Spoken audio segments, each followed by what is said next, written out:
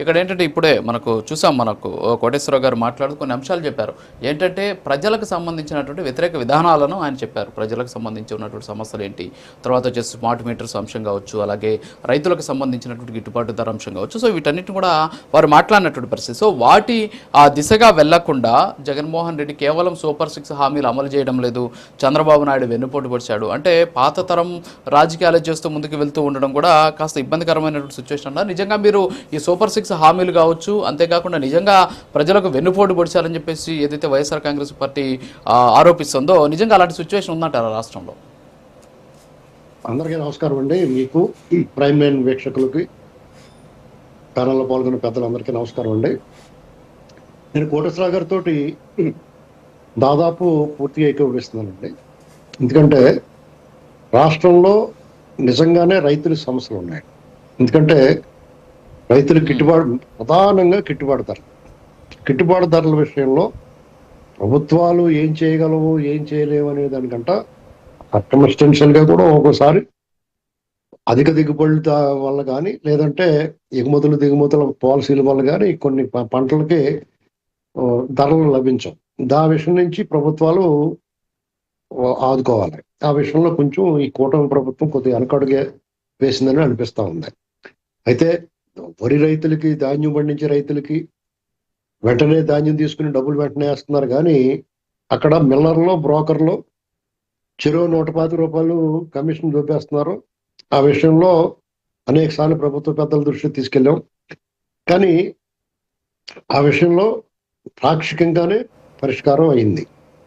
ఇలాంటి సమస్యలు ఏం చేస్తాయంటే కొంచెం వాళ్ళలో అసంతృప్తి పెరుగుతూ ఉంటుంది మెల్లమెల్లగా. అంటే పూర్తిగా వ్యతిరేకత వస్తుందని నేను చెప్పలేము. ఎందుకంటే కొత్త ప్రభుత్వం ఏర్పడే సంవత్సరం అయింది కాబట్టి ఈ సంవత్సరం లోపలనే వీళ్ళ నుంచి ఒక అద్భుతాన్ని ఎవరో ఆశించరు ప్రజలు. ఎందుకంటే ఇప్పటి నుంచో చూస్తున్నారు, మనం ఏదో మాట్లాడుకుంటాం కానీ ప్రజలు అన్ని గమనిస్తూ ఉంటారు.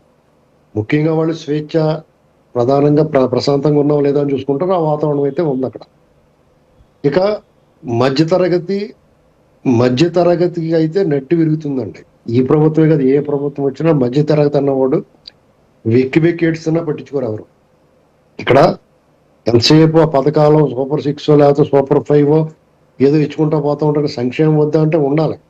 మరి మితిమీరిన సంక్షోభాలకు దారితీస్తుంది. ఒకరి మీద ఒకరు పోటీ పడి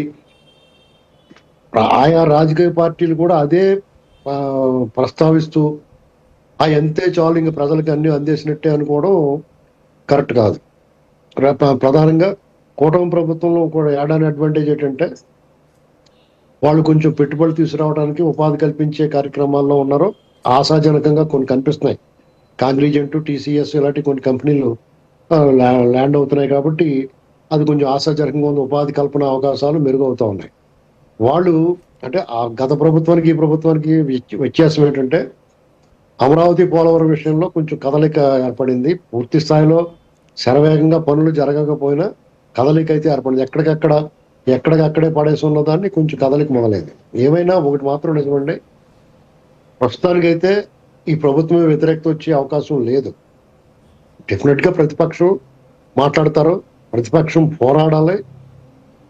జగన్మోహన్ రెడ్డి గారు మొదటి సంవత్సరం మాట్లాడకుండా ఉంటే ఒక సంవత్సరం వీళ్ళకి సమయం ఇవ్వాలి.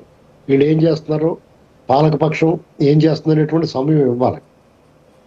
ఆయనకి డే బిగినింగ్ నుంచి అరాచకం నడుస్తుంది, మోసం చేశారు, సూపర్ 6 ఏమేని అని చెప్పేసి అడిగేటప్పటికి ఏమవుతుందంటే గతం పాలనలో ఏం జరిగింది అనేటువంటిది వాళ్ళు బయట తీసుకొస్తారు. జగన్మోహన్ రెడ్డి గారు కూడా ఒక సంవత్సరం పట్టింది ఆయన పథకాలు మొదలు పెట్టడానికి. ఇవన్నీ గమనించుకోవాలి. కాబట్టి వాళ్ళు అడుగుతారు, డెఫినెట్ గా అధికార పక్షం నిలదీస్తారు. జగన్మోహన్ రెడ్డి గారికి ఉన్న, ఆ పార్టీకి ఉన్న మైనస్ ఏంటంటే వాడు 11 మంది సభ్యులే ఉండొచ్చు, కానీ అసెంబ్లీకి రాకపోవటం అనేటువంటిది ప్రజల దృష్టిలో వాళ్ళ బాధ్యత నెరవేర్చినట్టు కాదు. బయటకు వచ్చి మీరు ఎన్ని మాట్లాడినా అది రోడ్డు మీద యుద్ధంలాగా కనిపిస్తుంది తప్ప అసెంబ్లీలో మీకు అవకాశం ఉంది, నిలదీసి గట్టిగా మాట్లాడే అవకాశం ఉంది, అది రికార్డ్ అయ్యే అవకాశం ఉంది. ప్రధాన పక్షం ఖచ్చితంగా సమాధానం చెప్పి తీరాల్సిన అవకాశం ఉంటుంది, అక్కడ అవసరం ఉంటుంది. అలాంటిది మీరు సూపర్ 6 ఎందుకు అమలు అవ్వలేదండి? వాళ్ళు సంక్షేమ విషయంలో జగన్మోహన్ రెడ్డి కంటే ఒక అడుగు ముందే ఉన్నారు వీళ్ళు. అది ఒక రకంగా ఇబ్బందికరంగా మారేలాగా ఎవరైతే పథకాలు అందట్లేదో వాళ్ళందరికీ అసూయ కలిగే విధంగా కూడా ఉందో రకంగా చెప్పాలి. అన్నా క్యాంటీన్లు నడిపిస్తున్నారు, పెన్షన్లో 4,000కి పెంచారు, దాదాపు 64 లక్షల కుటుంబాలకి ఒక్కొక్క కుటుంబానికి 15,000 చొప్పున ఈ సంవత్సరం అంతా ముట్టింది ఒక కుటుంబానికి. తర్వాత తల్లికి వందనం ఒకళ్ళుంటే ఒకళ్ళు, ఇద్దరుంటే ఇద్దరు, ముగ్గురుంటే ముగ్గురికి వేస్తా ఉన్నారు. ఇవన్నీ చూసిన తర్వాత కూడా రేపు ఒక ఆర్టీసీ తప్ప మిగతా అన్ని వాళ్ళు చెప్పినవి చేస్తూనే ఉన్నారు, ఒక్కొక్కటి చేసుకుంటా ఉన్నారు. దానికి ఏంటంటే వాళ్ళకు ఒక కారణం చెప్పుకోవడం ఉంది. గత ప్రభుత్వం విధ్వంసం చేసింది, ఆర్థికంగా నష్టపోయి ఉన్నాం, మొత్తం క్లీన్ చేసి పెట్టిపోయారు కాబట్టి మనకు కష్టమవుతుంది, అయినా సరే చేస్తున్నాం అనేటువంటిది ముందరకు చెప్పుకోవడానికి అవకాశం ఉంది. ఏంటంటే ఇప్పుడు ఈ ప్రభుత్వం అంత అర్జెంటుగా ప్రజల్లోకి వెళ్ళి చెప్పుకోవడం ఏంటి, లేదా జగన్మోహన్ రెడ్డి అర్జెంటుగా వచ్చి నిలదీయటువంటి ప్రతిపక్షం బాధ్యత ఖచ్చితంగా నిలదీస్తారు వాళ్ళు. జగన్మోహన్ రెడ్డి గారు కూడా ఎవరన్నా చనిపోతే వాళ్ళకి పరామర్శకి వెళ్ళి వాళ్ళ విగ్రహాలు స్థాపన చేసి అనవసరంగా అలజడి సృష్టించే కంటే కూడా ఇది సూచన మాత్రమే. ఇప్పుడు గోదావరి జిల్లాలో రైతులు, ధాన్యం రైతులు కొన్ని ఇబ్బందులు ఉన్నాయి, అక్కడ అడ్రస్ చేయాలి. అలాగే ఈ ఉద్యానవన పంటలో మామిడి రైతులు ఉన్నారు, అక్కడికి పోయి అడ్రస్ చేసి ఉంటే హడావిడి లేకుండా జగన్మోహన్ రెడ్డి గారు హిమ్సెల్ఫ్ ఒక మోటివేటర్. ఎలాగంటే జనాల్లోకి చుట్టూరు జనాలను మోపు చేసుకోకపోయినా సరే ఆయన వాయిస్ బయటకు పోద్ది, ప్రదర్శన చేయాల్సిన అవసరం లేదు. కానీ ఆయన అలా చేయకుండా ఈ రౌడీ షీటర్లు, చైన్ స్నాచర్స్, దొంగోళ్ళు, యాంటీ సోషల్ ఎలిమెంట్స్ ని పరామర్శలు, తర్వాత ఈ బెట్టింగ్లో చనిపోయిన వాళ్ళకి అదే తర్వాత అది ఇష్యూ అవటం, అదే నడవటం. జనాలకు ఏమవుతుందంటే మీరు రప్ప నరికేస్తాం, కత్తులతో డ్యాన్స్ లేయటం చూస్తే దేనికి. లాస్ట్ టైము జగన్మోహన్ రెడ్డి గారి పరిపాలనలో సంక్షేమం లేదని ఎవడో వ్యతిరేకంగా లేరండి, భయంతో ఆయనకు వ్యతిరేకంగా కొట్టేశారు.